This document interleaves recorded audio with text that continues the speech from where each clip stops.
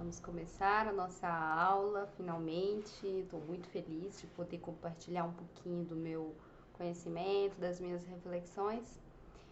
Os poucos livros que eu li sobre o assunto me deram esse embasamento, abriram portas para muitas reflexões, inclusive para o meu próprio trabalho.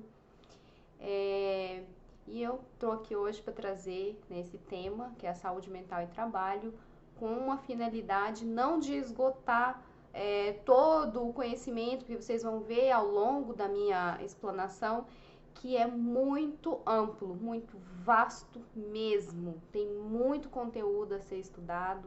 Eu mesma não consegui esgotar o assunto. Tem muito conteúdo bacana. Eu vou passar por cima de alguns conceitos, e nem é o meu objetivo falar o histórico, ficar aqui falando sobre a parte teórica da psicologia que envolve a saúde mental. Não é meu objetivo esgotar isso, é apenas trazer reflexões, não apenas para psicólogos, especialmente para qualquer pessoa que queira repensar o seu trabalho, tá bem? É só uma reflexão.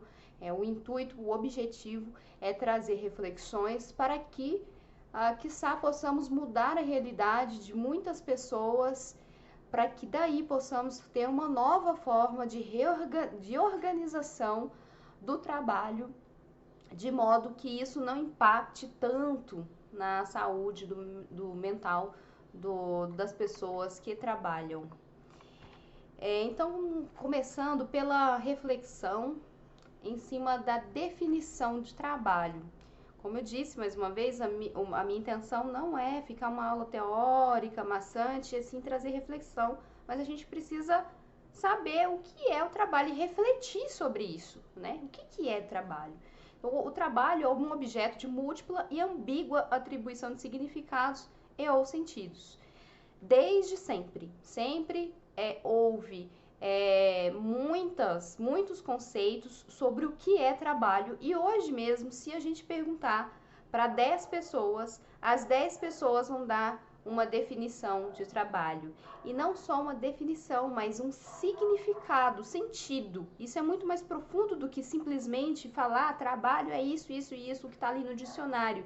Mas o significado é o que significa aquilo realmente para a pessoa. Qual sentido tem o trabalho para aquela pessoa? Muita gente chega no final de semana, sextou, que alegria, graças a Deus, estou cansado, né?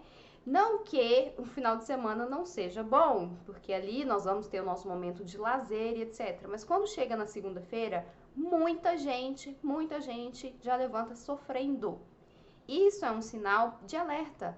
Por que as pessoas estão sofrendo tanto? Por que trabalhar está tão associado a sofrimento? Será que é o trabalho em si? Será que é o contexto que a pessoa está vivendo? Será que é a exploração, a quantidade de horas que essa pessoa trabalha? Então existem, quando a gente fala que é um objeto de múltipla e ambígua atribuição, porque a pessoa pode gostar muito do trabalho dela, do que ela faz.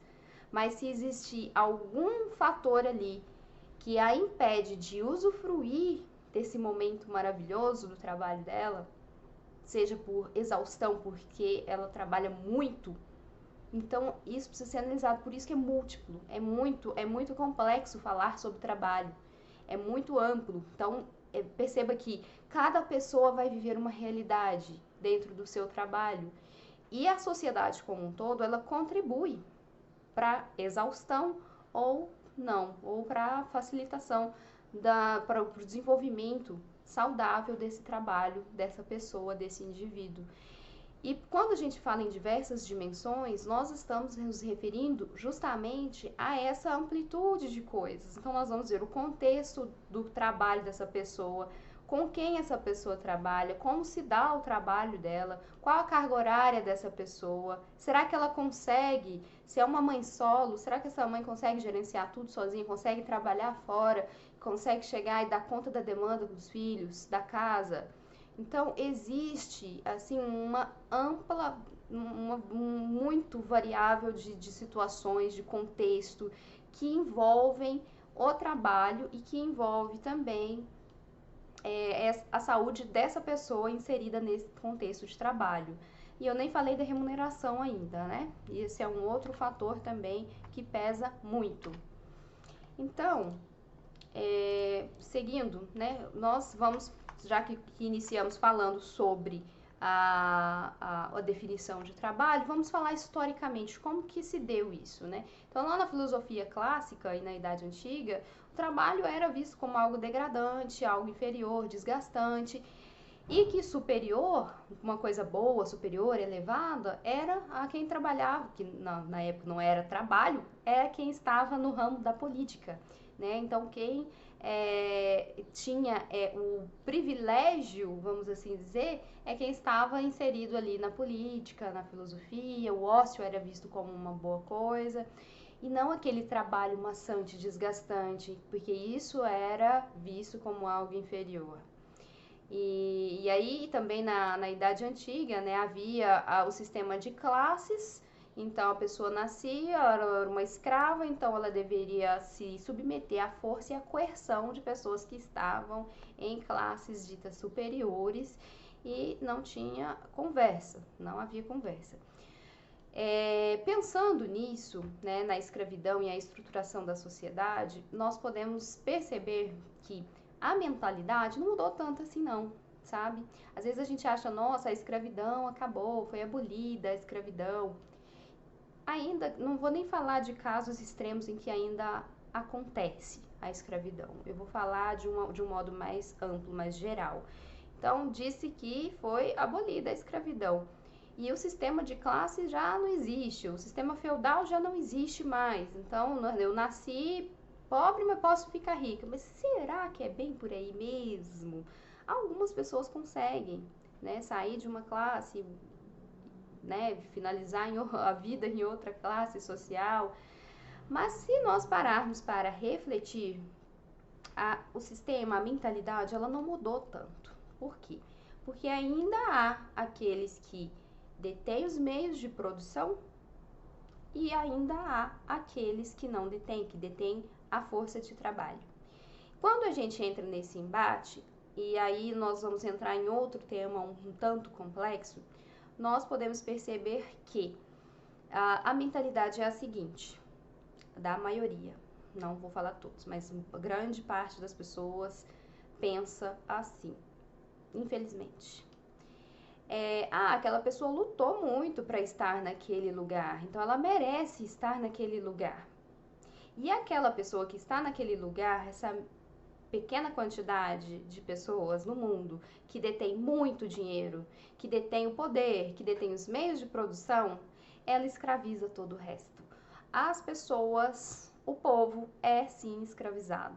Então a escravidão, ela não acabou, porque nós temos longas jornadas de trabalho exaustivas, extremamente exaustivas, que minam todas as forças, todas as energias daquela pessoa em prol de um salário pequeno, baixo, que é a grande maioria das pessoas na sociedade.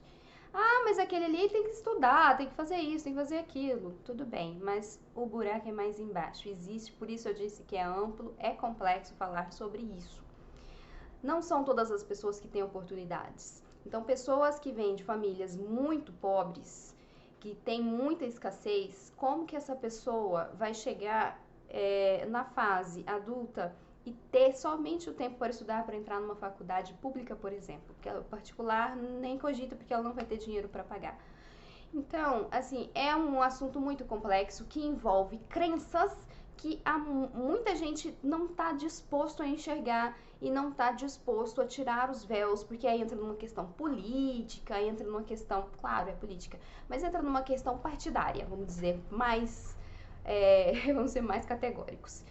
Então, eu não quero entrar muito, não quero aprofundar muito nesse tema, porque além de ser muito complexo, eu vou esbarrar em muitas negações, em muitas defesas egóicas, e não é o meu objetivo, mas eu preciso falar sobre isso, porque é algo a que todos nós estamos, sim, submetidos. Né? Então, nós não deixamos de ser escravos, desse ponto de vista. Do ponto de vista de que Muita gente trabalha muito, há pessoas que têm até um salário razoável, que conseguem viver, mas somos sim escravos de um sistema, de um modo de pensar, de uma estrutura social. Nós somos escravos dessa estrutura social, a maioria, vamos dizer todos. Então, né, nós falamos ali, já pulei, né, vou pulando os slides assim, né. Então ali na filosofia clássica, na Idade Antiga, já era visto como algo degradante. Só que essa mentalidade, ela precisou ser modificada, né, até mesmo, penso eu, de uma forma muito estratégica. Porque aí o que acontece?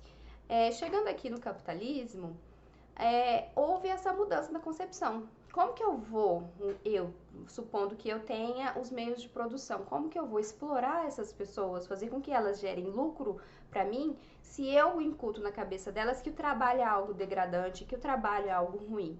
Então veio aquele pensamento de que o trabalho edifica, e aí nós temos também o protestantismo, que fez o favor de falar sobre misturar a religião com o trabalho, dizer que glorifica, e aí todos vocês já sabem a história onde vai dar. Então eu também não vou entrar nisso, porque eu não quero ferir crenças profundamente de ninguém aqui agora, mas essa mudança na concepção de trabalho é uma faca de dois gumes. Por quê? Sim, o trabalho é importante, é bom, mas o que não é bom é quando esse trabalho ele esgota a pessoa fisicamente, mentalmente, quando a pessoa não consegue colocar todo o seu processo criativo, não consegue formar a sua identidade para tudo aquilo que o trabalho serve na realidade. O trabalho é importante, é extremamente importante, é dessa forma que nós todos modificamos o meio e que nós todos fazemos com que esse meio ele seja propício a novos desenvolvimentos, novas descobertas. Ele é muito importante. Se nós formos observar de uma forma muito ampla, o trabalho é extremamente importante, né? Então, é que assim, como é exatamente um tema muito amplo, justamente porque existem diversos tipos de trabalho, cada trabalho vai ter a sua particularidade e também um contexto diferente do outro. Então, existem milhares de pessoas, milhares de tipos de trabalho, então cada um deles precisa de um estudo minucioso para saber ali as nuances relacionadas ali à saúde mental desse trabalhador. Mas, de um modo geral, a grande maioria, né, é essa pessoa que trabalha para produzir bens, para produzir lucro para esses capitalistas, né? Então houve essa necessidade da mudança da concepção. Então eu vou ler aqui, esse é um trecho de um livro, né, do Zanelli, da psicologia organizacional. Então diz o seguinte: quem detém os meios de produção é o capitalista. O indivíduo desprovido desses meios não tem como reproduzir a sua existência. Essa situação, que põe de um lado o dono do capital e, de outro, os detentores da força de trabalho, não é um fato natural, mas resultado de um processo histórico. É essa condição livre, entre aspas, e desprovida dos meios de produção do trabalhador que proporciona a venda da força de trabalho como uma mercadoria, a única que o trabalhador detém. Ser mercadoria significa representar um valor de uso, quando sua utilidade é acessível ao ser humano, e um valor de troca. Então, a maioria das pessoas, ela tem que vender a sua mão de obra. Para quê? Para manter este sistema. Se não fosse assim, vamos imaginar que não houvesse uma pessoa que se beneficiaria dessa mão de obra barata. Como seria o trabalho? Será que é possível nós pensarmos em um trabalho em que não somente geraria lucro para... Gente, é até difícil imaginar uma sociedade que seria muito evoluída e seria muito capaz de se manter. Porque aí nós teríamos pessoas na área da saúde trabalhando sem se desgastar. Nós teríamos pessoas nas fábricas também, mas sem se desgastar, sem essa necessidade. De repente, até mesmo, eu ouso dizer que a tecnologia poderia avançar de forma muito mais rápida e aí nós não teríamos tantas pessoas trabalhando de modo mecanizado, haveria sim as máquinas que são importantes e aquelas pessoas estariam ocupando outros postos de trabalho em que faria mais sentido para essa pessoa, né? Então poderia haver um desenvolvimento incrível se nós não estivéssemos nessa posição de termos que vender o nosso trabalho para sobrevivermos, simplesmente assim.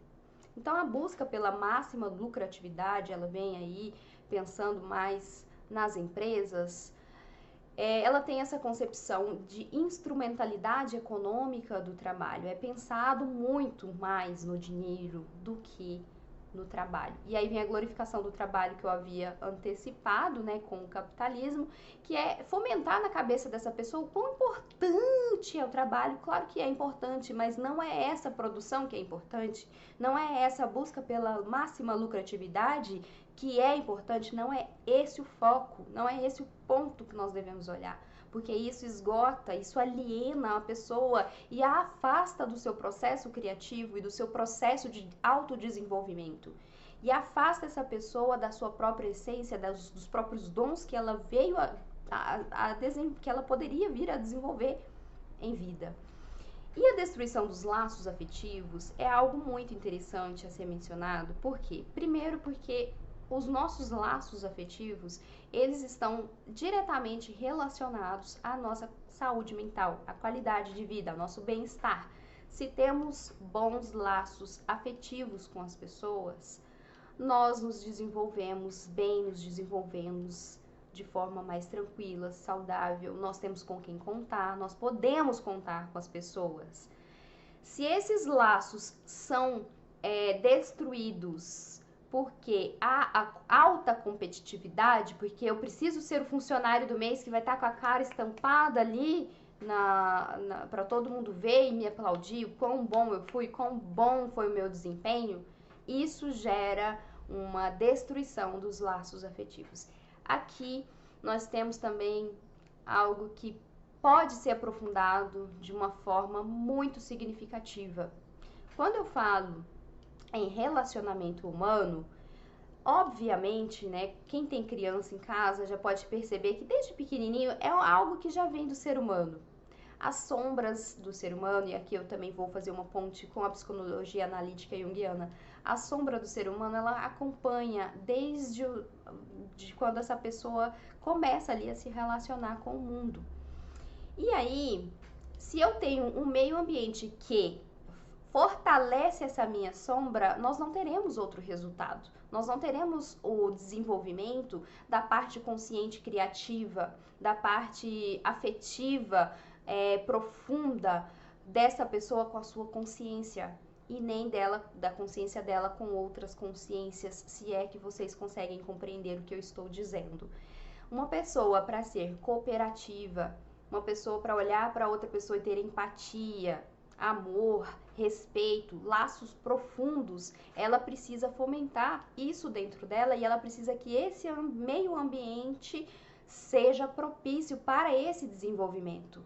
Claro que isso começa lá na infância, mas se eu continuo com um contexto de trabalho onde é fomentada a discórdia, a competitividade, qual será o resultado disso? A ampliação dessa sombra dessa pessoa, não a ampliação da consciência, do processo criativo, do processo de individuação, que é o processo dessa pessoa se integrar com ela mesma de uma forma completa, se conhecer de forma profunda. Então, o meio, ele não vai ser propício a isto. A psicologia organizacional, ela surgiu lá no final do século XIX, já mudando um pouco de assunto, né? Para não ficar muito longo o vídeo, ela surgiu lá no final do século XIX, juntamente com essa revolução industrial, com a necessidade de aumentar a produtividade. Então a psicologia, ela não estava ali para olhar naquele momento a necessidade do indivíduo, ela não estava ali para olhar o sofrimento da pessoa, ela estava ali para fazer recrutamento e seleção, ela estava ali para olhar qual pessoa seria mais produtiva naquele posto de trabalho, fazendo assim um recrutamento e uma seleção apropriada. Então ela estava do lado de quem? Ela estava ali para treinar, né? Para quem a psicologia trabalhava?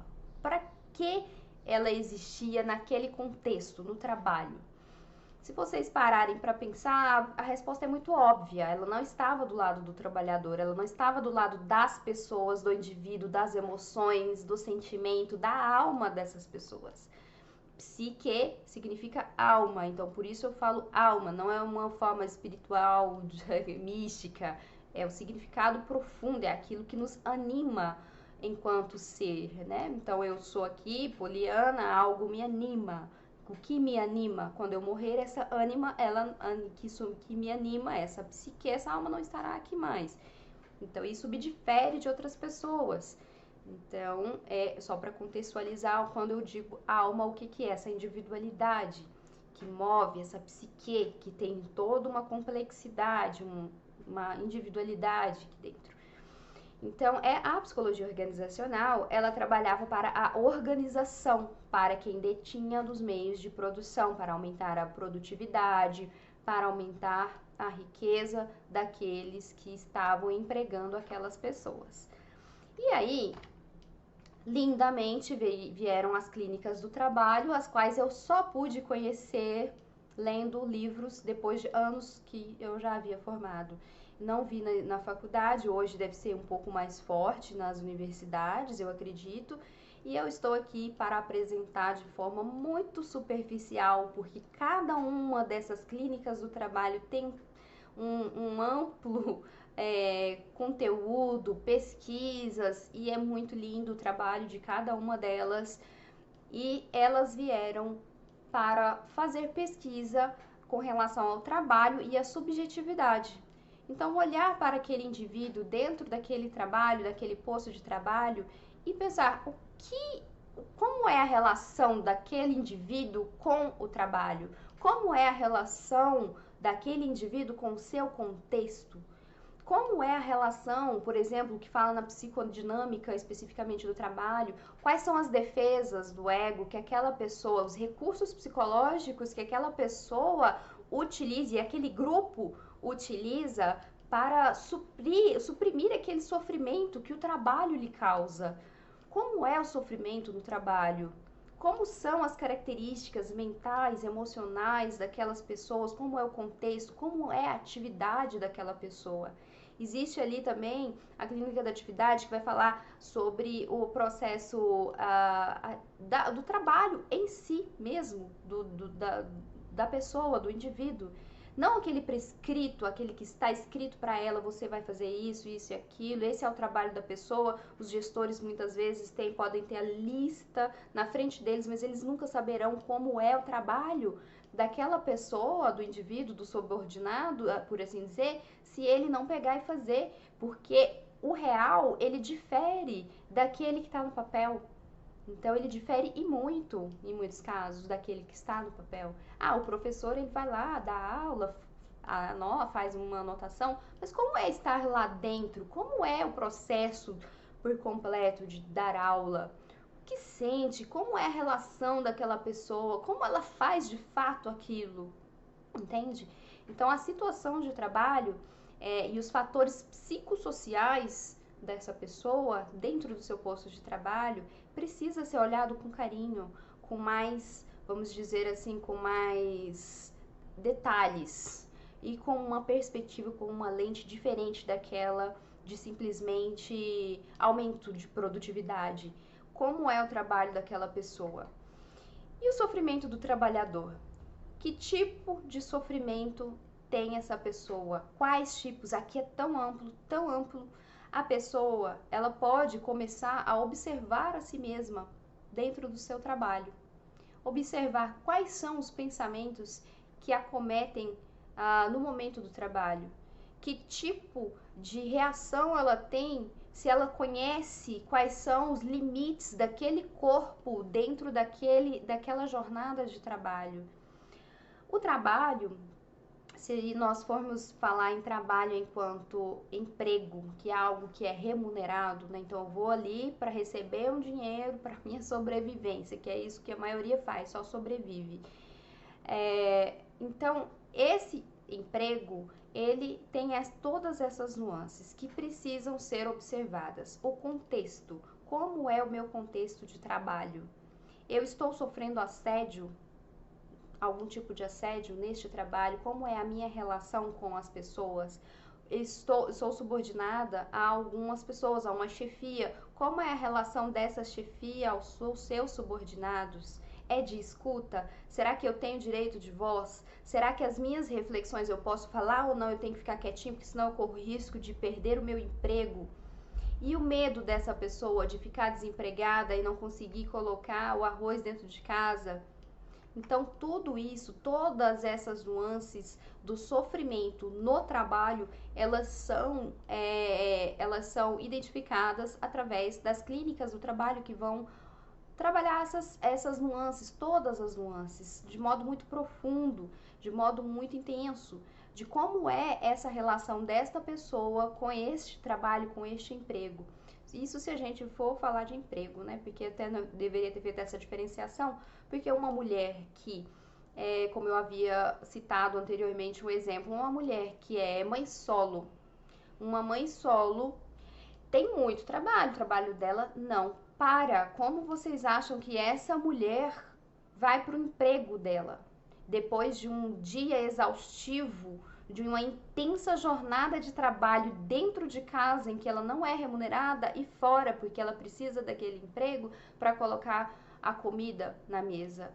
Então, nós precisamos repensar a forma como o trabalho é visto e é realizado, inclusive em termos de jornada de trabalho.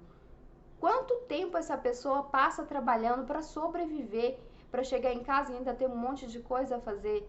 Quem detém os meios de produção, para quem defende principalmente de que aquela pessoa merece, eles possuem inclusive empregados, eles não têm um trabalho em casa, eles não precisam, muitas dessas pessoas não precisam não, eles não vão fazer de jeito nenhum, né, esse trabalho.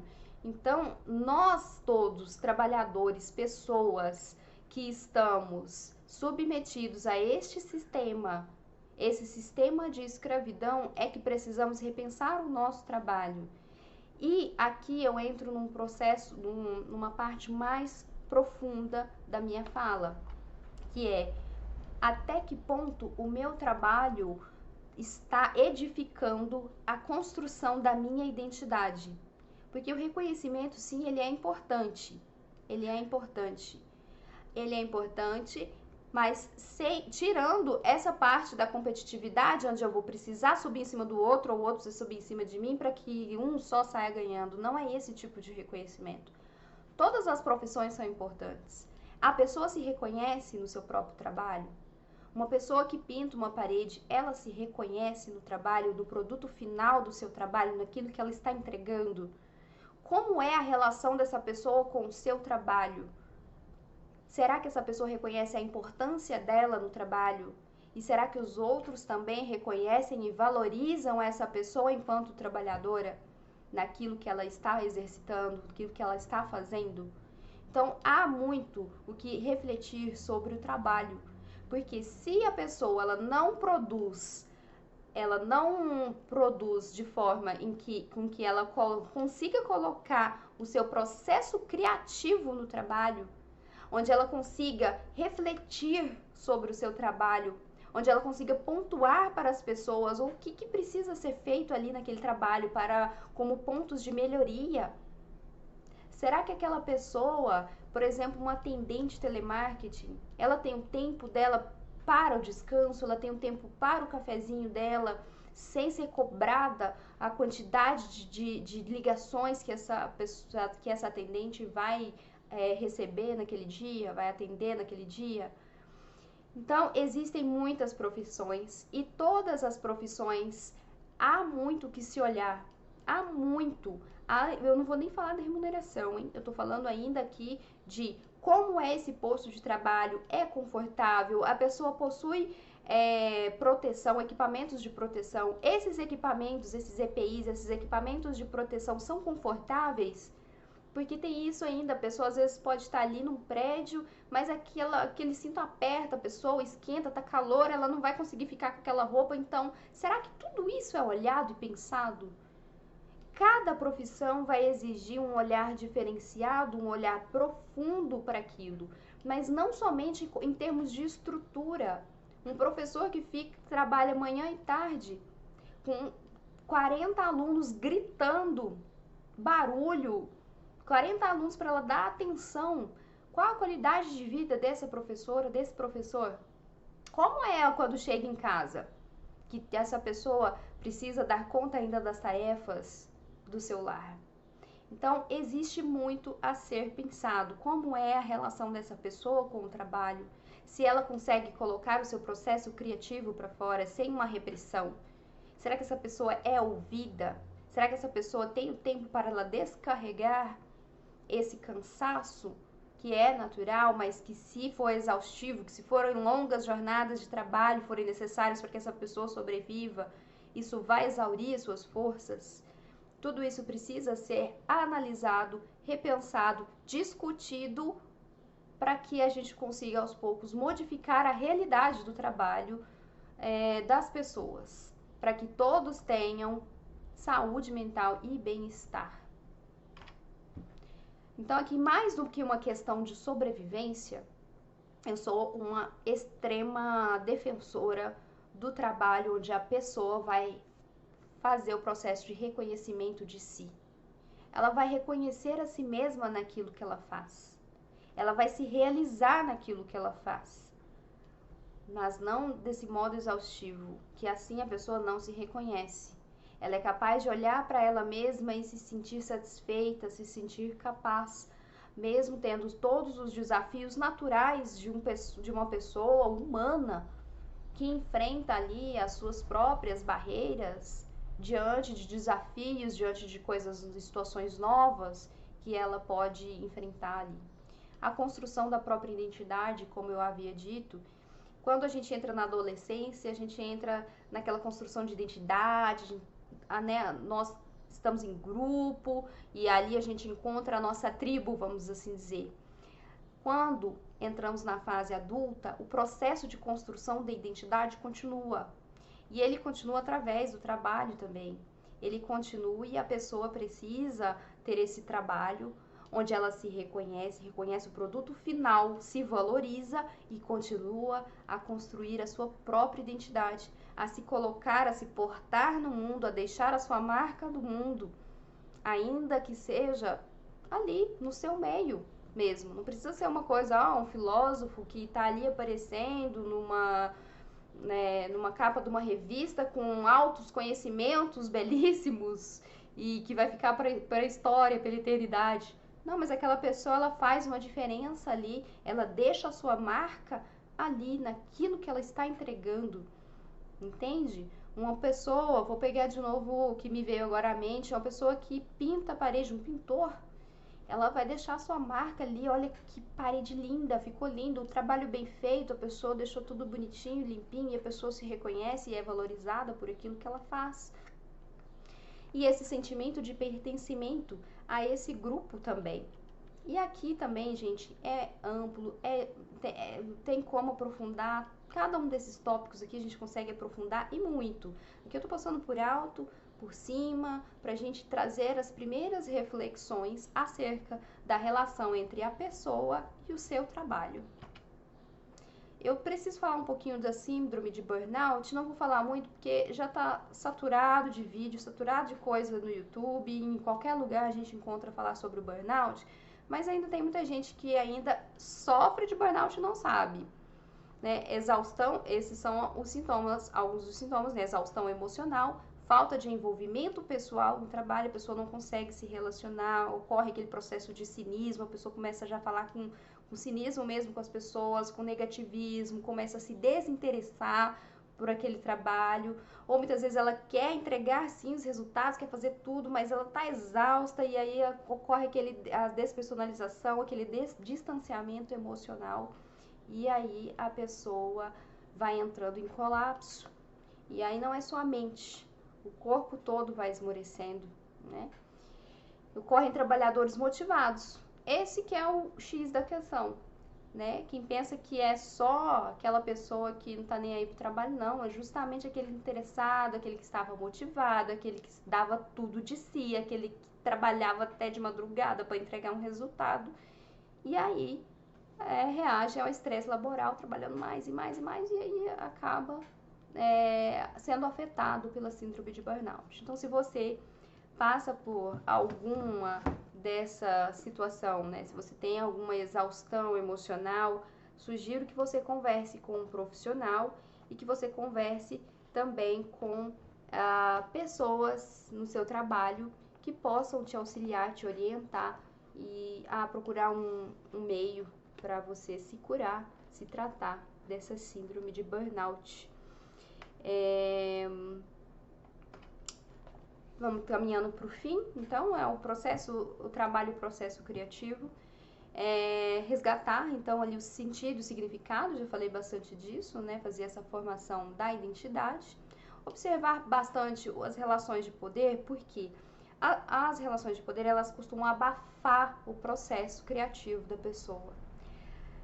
Quem está no poder geralmente não quer que o subordinado tenha um processo criativo, né? Às vezes, nem todo lugar é assim, mas pode ocorrer, inclusive inconscientemente, de haver esse abafamento do processo criativo.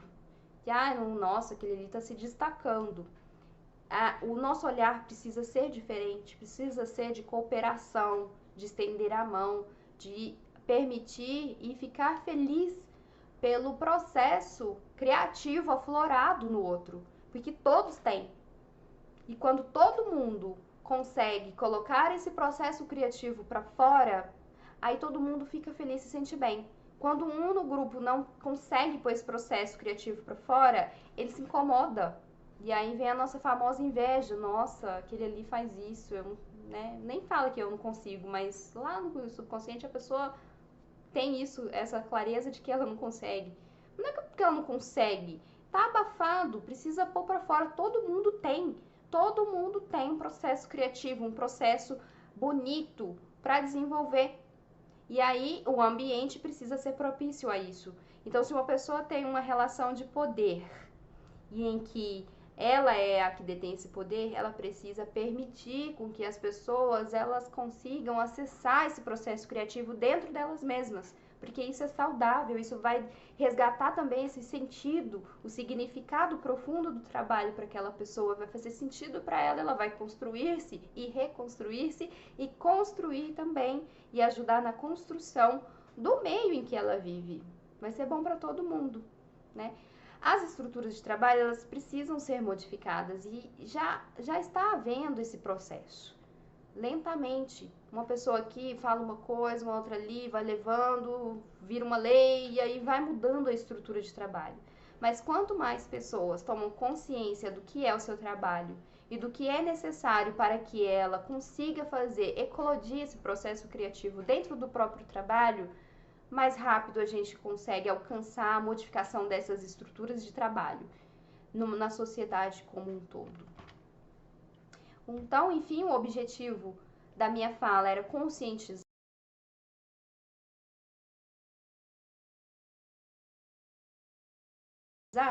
mas é apenas plantar uma sementinha. Eu passei muito por cima, não aprofundei nada do que eu falei, vocês podem ter observado. Mas plantar uma semente de autoconhecimento.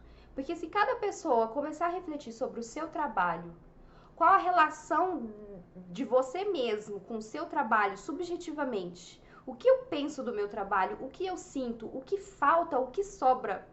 Tá faltando o quê? Tá faltando mais tempo de descanso para que eu consiga, para que consiga eclodir mais esse processo meu criativo? Tá faltando iniciativa? Tô muito cansado, tô exausto, tô sobrecarregado? Consigo falar as coisas, consigo pensar, consigo refletir profundamente sobre as situações, sobre as coisas? Ou não, eu só vou fazendo de forma mecânica, eu vou lá porque tem que ir, porque eu tenho que sobreviver, ganhar meu salário e no final de semana eu me divirto, eu tenho meu lazer. O trabalho, ele deveria ser algo prazeroso para todos os indivíduos e não é a realidade. Não é. A maioria dos indivíduos não se sente bem com o próprio trabalho. É muito triste isso, porque a gente passa a maior parte da nossa vida trabalhando, produzindo para a sociedade. Então, o foco precisa ser produzir para que a sociedade se desenvolva como um todo, não para que poucos indivíduos se desenvolvam, se beneficiem e a gente aqui só sobrevivendo. O trabalho é importante. Ele é importante para a própria pessoa que executa o trabalho no seu processo de construção de identidade, de reconhecimento de si mesmo, de valor a si mesmo, de colocar a sua própria alma vir à tona, deixar vir à tona toda a sua criatividade para modificação de um todo, para a contribuição de um todo.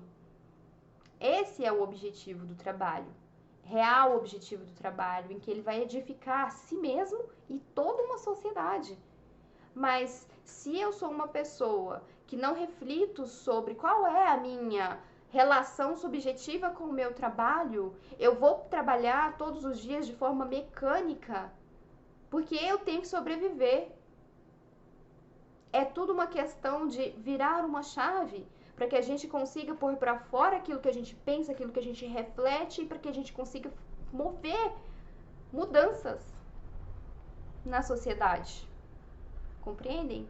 Ficou confuso? Coloquem, perguntem, vamos discutir sobre isso. Posso estar falando um monte de abobrinha que não faz sentido para ninguém, mas é o que eu digo, é importante para aqueles indivíduos que querem modificar a sua relação com o seu trabalho e consigo mesmo, consigo mesma. Porque a pessoa passa a vida inteira trabalhando praticamente, passa a maior parte da vida no trabalho e ela está infeliz e satisfeita. Não está certo isso, algo precisa ser repensado, algo precisa ser modificado aí. Compreendem? Todos trabalham e todos têm o direito de voz, reflexão e ação no processo de modificação do trabalho. Essa é a minha reflexão e é a reflexão que eu faço, que eu quero trazer aqui, para que juntos todos nós possamos modificar o trabalho como um todo, para que as pessoas, de modo geral, sejam felizes, tenham bem-estar social, de fato, de verdade, que elas se reconheçam, sejam felizes e que tenham uma relação harmoniosa, para que essas defesas, que depois eu até posso falar um pouco mais sobre a psicodinâmica do trabalho, em que vai pesquisar ali a relação subjetiva dessa pessoa em relação às defesas do próprio ego, para que ela não sofra tanto.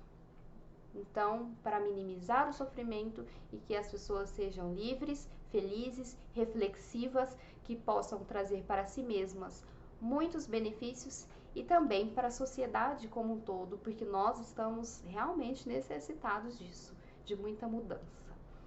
Eu agradeço quem teve a paciência de ouvir até o final. Deixa nos comentários se você tem alguma dúvida, crítica, sugestão, se pensa totalmente diferente de mim, eu não me importo, porque nós somos pessoas em processos criativos diferentes e tudo contribui para a nossa mudança, para a nossa transformação, para o nosso desenvolvimento. Apenas peço que sejam respeitosos, porque o respeito ele é para todos.